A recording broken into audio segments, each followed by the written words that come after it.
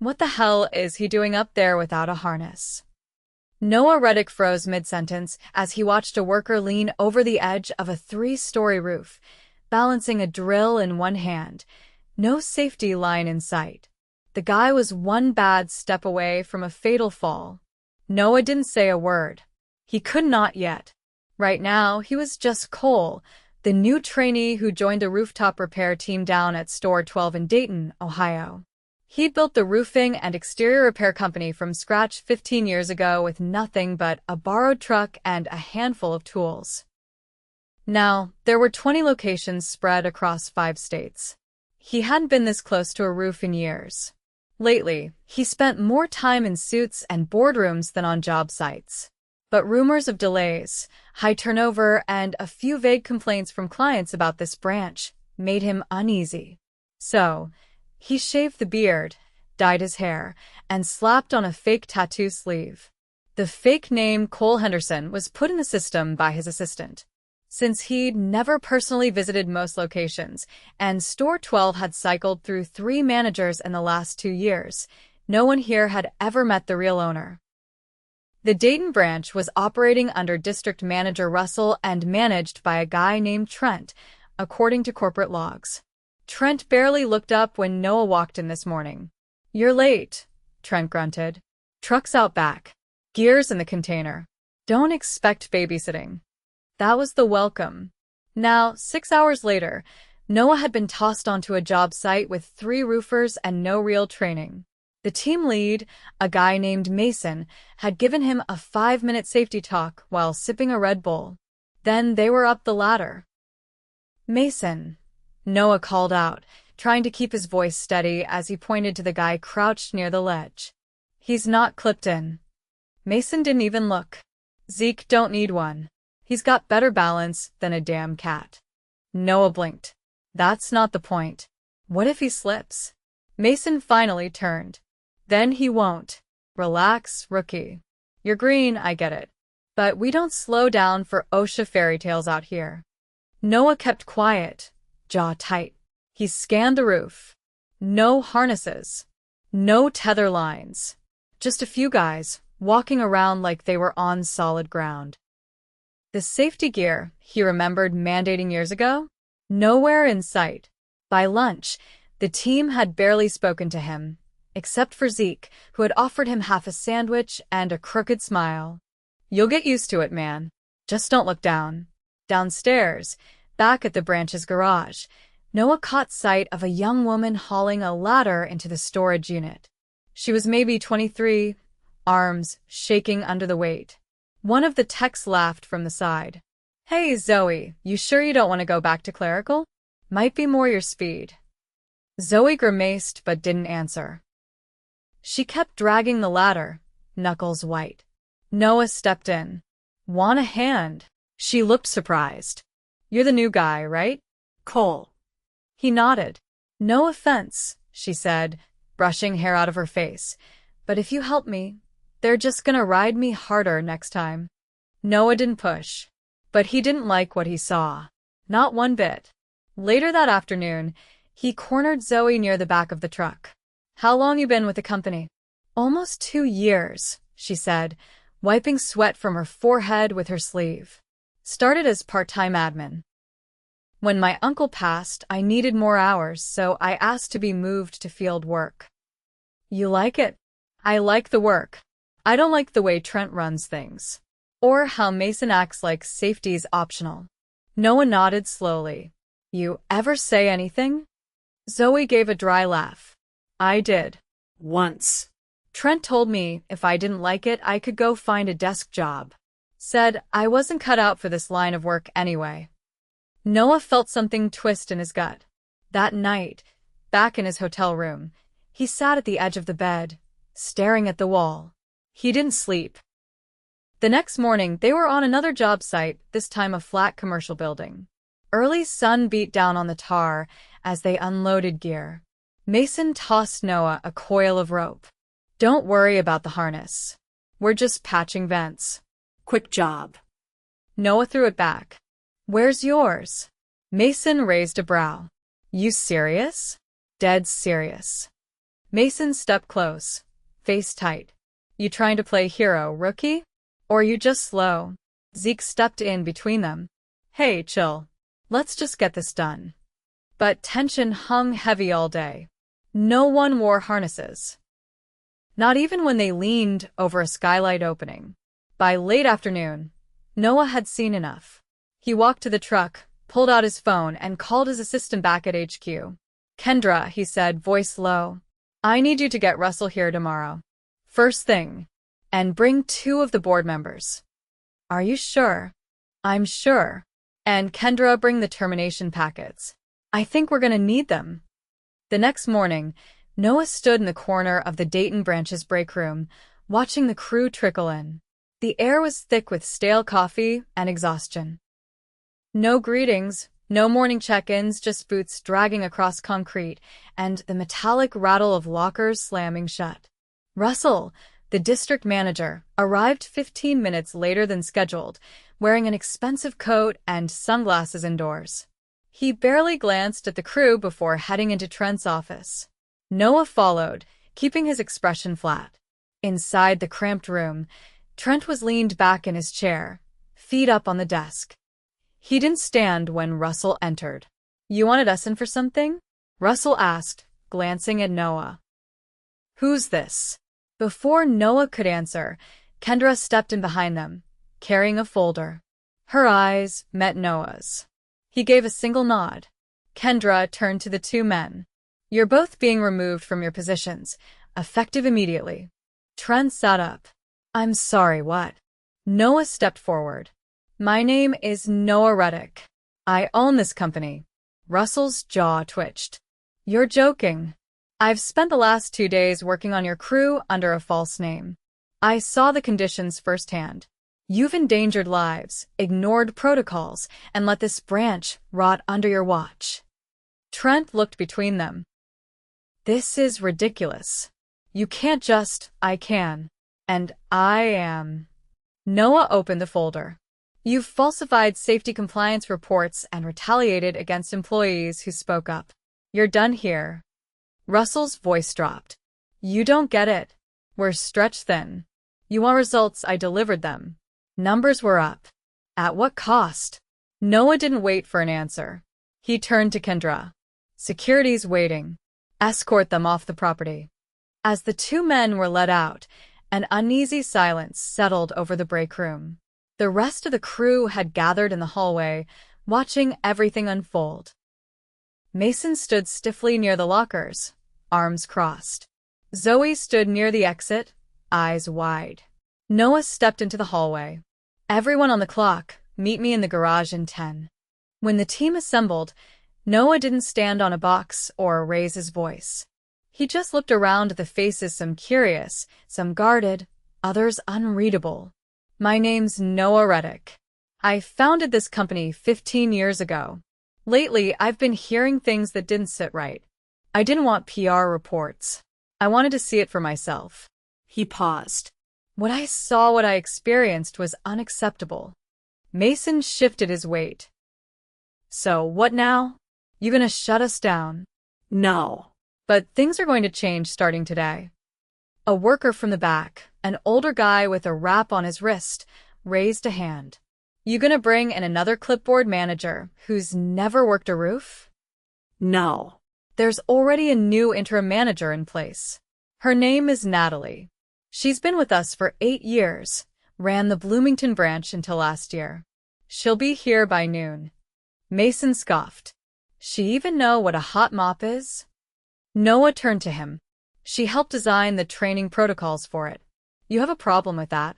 Mason didn't answer. Noah continued. Second, effective immediately. All safety equipment will be audited and replaced if necessary. No exceptions. If you're caught working without gear, you're off the site. No warnings.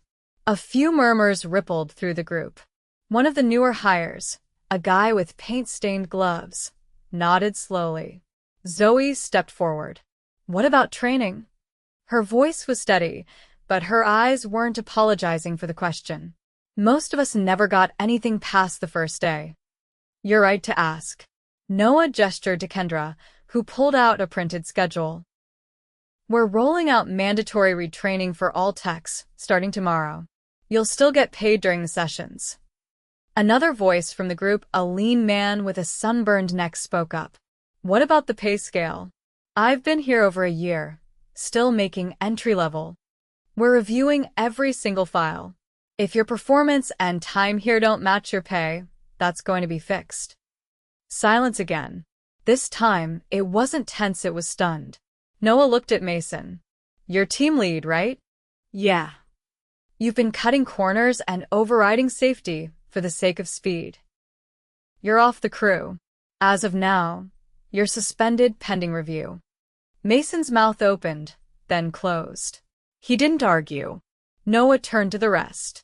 If anyone here feels like they've been overlooked, mistreated, or pushed out, I want to hear it. Not through a hotline. From you. Zoe stepped closer. Can I show you something? He nodded and followed her through the loading area into the back lot. She pointed to a storage container, padlocked and rusting at the base. That's where we're supposed to keep the harnesses. But it's been locked since I got moved to field crew. Who had the key? Only Trent and Mason. Noah pulled out a utility knife and cut the lock. Inside were 3 full harness kits still in packaging. Dust covered the boxes. He turned to Zoe, jaw tight. Thank you for telling me. She hesitated. What happens to the rest of us? You help rebuild this branch, he said. If you're willing. She gave a small nod and looked away, eyes glassy. By noon, Natalie arrived. She didn't waste time.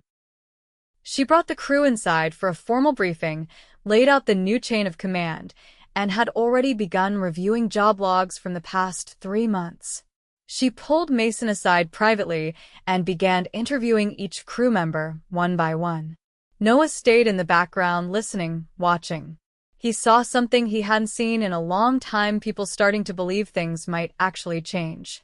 Later that afternoon, he walked the perimeter of the property and found Zeke sitting on the tailgate of a truck, eating trail mix out of a plastic sandwich bag. Mind if I sit? Zeke shrugged. Sure. They sat in silence for a moment. You're a good roofer, Noah said. Zeke crunched on a cashew. Thanks. You ever wear a harness before? Not since my first job. Everybody after that said it was a waste of time. You ever fall? Zeke looked down. Once. Messed up my shoulder. Didn't report it. Thought I'd get dropped. You won't have to worry about that anymore. Zeke glanced over. You really gonna follow through with all this? Noah didn't blink. Every word. Zeke gave a slow nod. Then yeah. I'll stick around.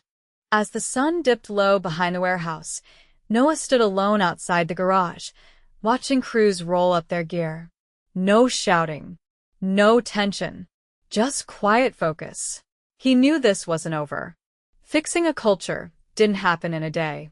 But the rot had been exposed, and the cleanup had begun. He pulled out his phone, opened the company dashboard, and removed Dayton from his list of stable branches. Then he created a new tag, Rebuilding in Progress. The next 48 hours tested everything. Natalie moved fast. She arrived with a clipboard, 2 duffel bags, and a laptop that was already loaded with incident reports from the past 6 months. Her approach wasn't loud, but it was precise. She asked direct questions, took notes with dates and times, and refused to accept vague answers.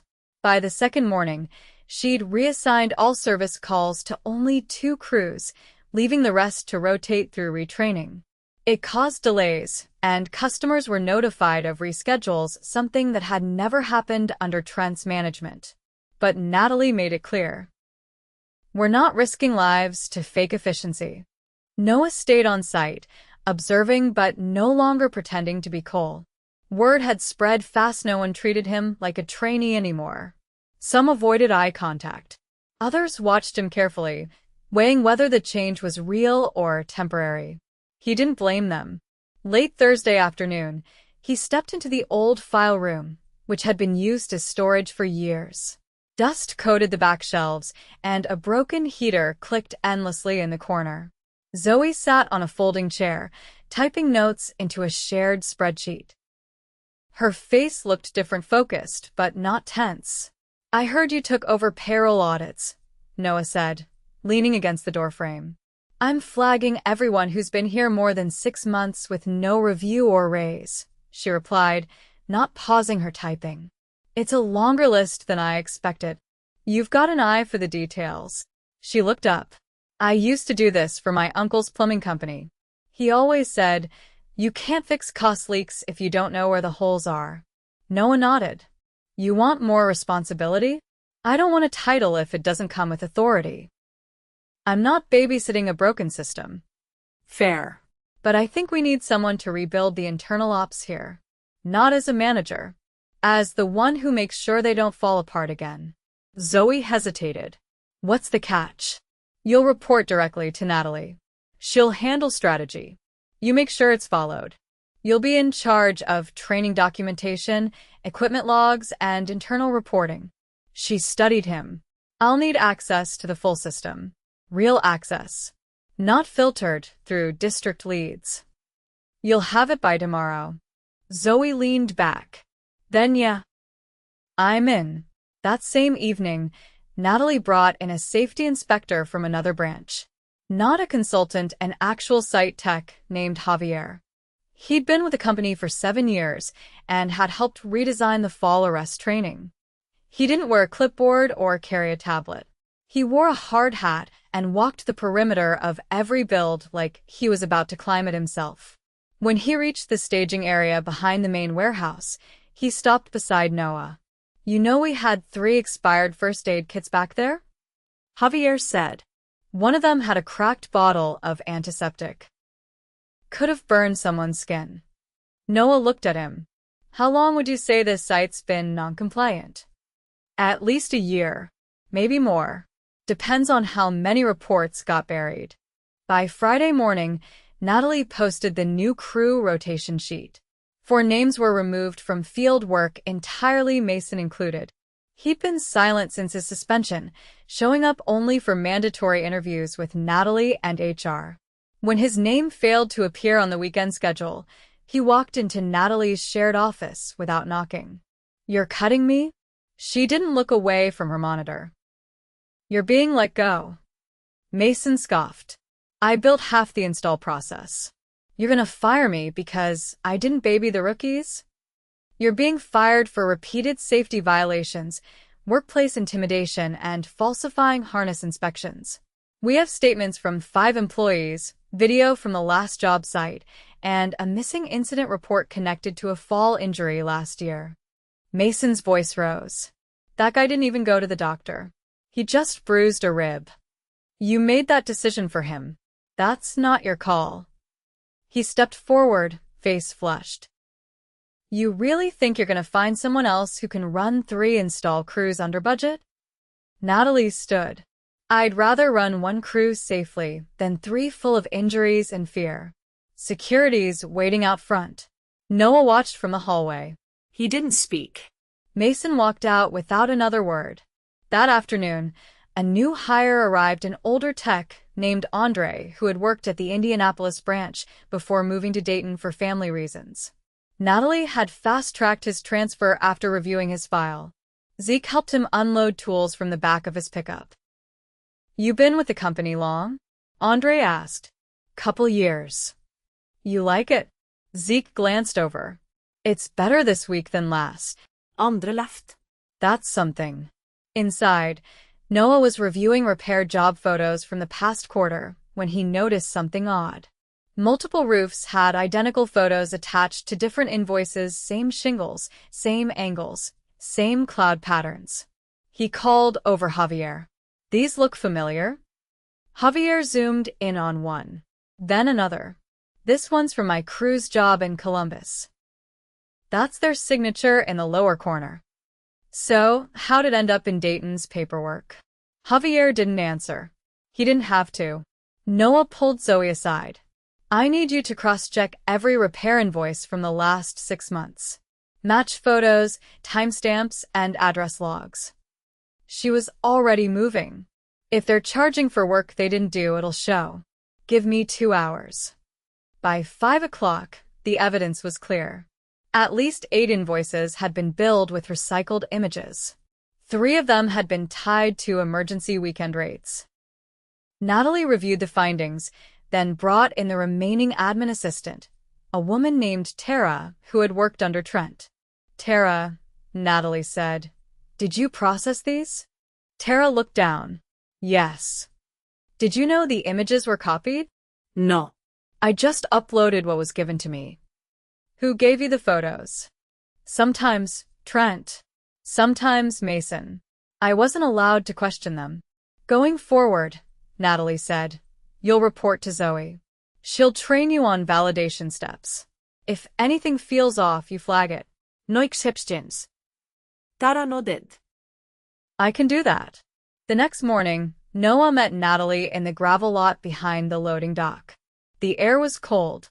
She had a thermos in her hand, steam rising into the wind. We've got a long way to go, she said. We're getting there. She looked out over the lot. I've got 3 open positions on the install team. I want a pilot and apprentice program.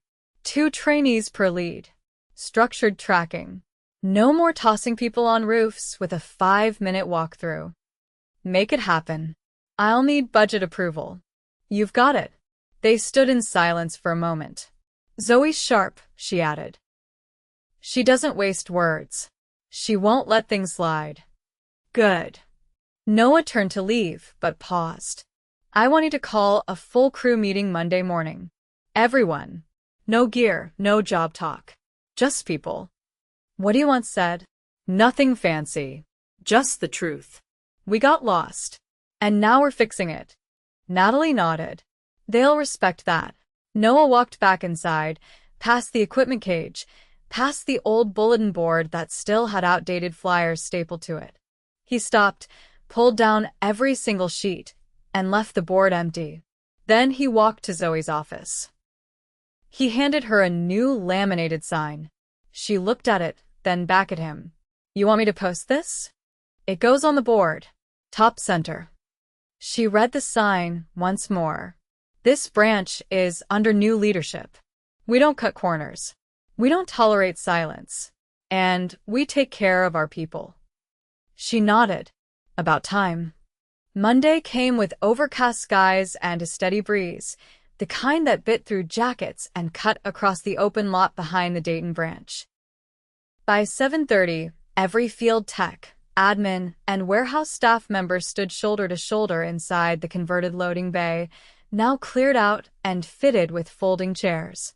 No one checked their phones. No one cracked jokes. Noah stood at the front beside Natalie and Zoe. He didn't take center stage. He didn't need to. Natalie opened the meeting without ceremony. We're not here to talk numbers.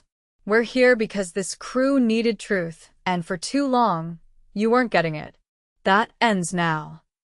She stepped aside. Noah walked forward, sleeves rolled, face unreadable.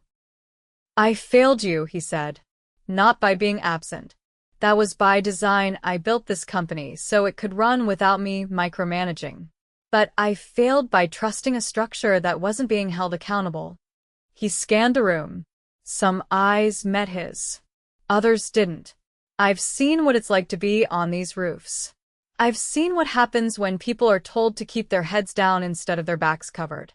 That's not leadership. That's cowardice. He let the word sit.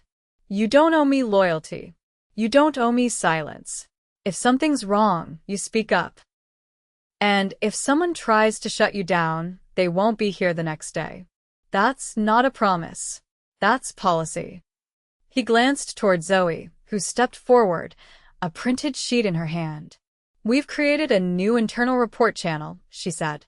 It doesn't go to a district manager. It doesn't get filtered through admin. It goes directly to Natalie and me. No delay, no edits.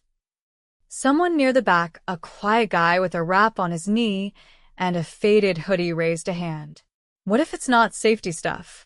What if it's just being treated like crap? Same rule applies, Zoe said. You're not here to be stepped on. If someone's giving orders with a fist instead of a voice, I want to know. Noah nodded.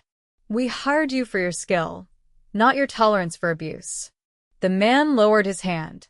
After the meeting, Natalie called the tech teams together in smaller groups. Each got their new assignments for the week. Schedules were lighter, deliberately so.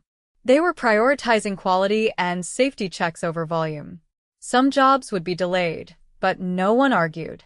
In the back office, Zoe sat with Tara, going over the updated payroll system.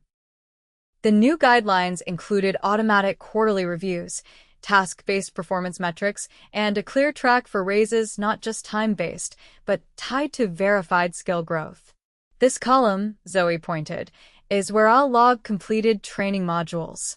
You'll cross-check them before any pay bump is approved. Tara leaned closer. What if they say they finished but didn't? Then we ask for proof. No more handshake promotions. Across the warehouse, Andre had already taken lead on a two-man install crew. He worked quiet, but his method was textbook. Harness always clipped. Tools checked twice. He didn't preach, he demonstrated. Zeke watched from the scaffolding, adjusting his own gear with practiced hands. You always move this slow? He asked, half teasing. Andre didn't look up. I move right. Speed comes after. By midweek, something started shifting, not in policy but in tone. People stopped flinching when Natalie walked into a room. Jokes returned, not forced but natural. And for the first time in months, the break room's whiteboard had a new note. Barbecue Friday. Bring whatever. We'll fire up the grill and back. That Friday, just after 3, Noah returned to the branch unannounced. He found Javier in the back lot, rechecking ladder storage. You're not even on the clock today. Yeah, well, Javier said, tightening a strap. The last time someone skipped a ladder check, a guy fell 3 stories. Noah nodded. You thinking about transferring here permanently? Javier looked over. I thought about it, but I think I'm better used moving between branches. Spot the cracks before they grow. I agree. Then give me a title that lets me do that. Noah handed him a folded paper. It's already in writing. Mobile Safety Inspector. You'll report directly to corporate. Schedule's yours, but I expect reports weekly. Javier unfolded the paper and read it. You're serious? Always. In the garage, Zoe was finishing inventory with 2 new hires, both trainees who'd started that morning. She didn't talk down to them. She asked questions, let them explain, then corrected gently when needed.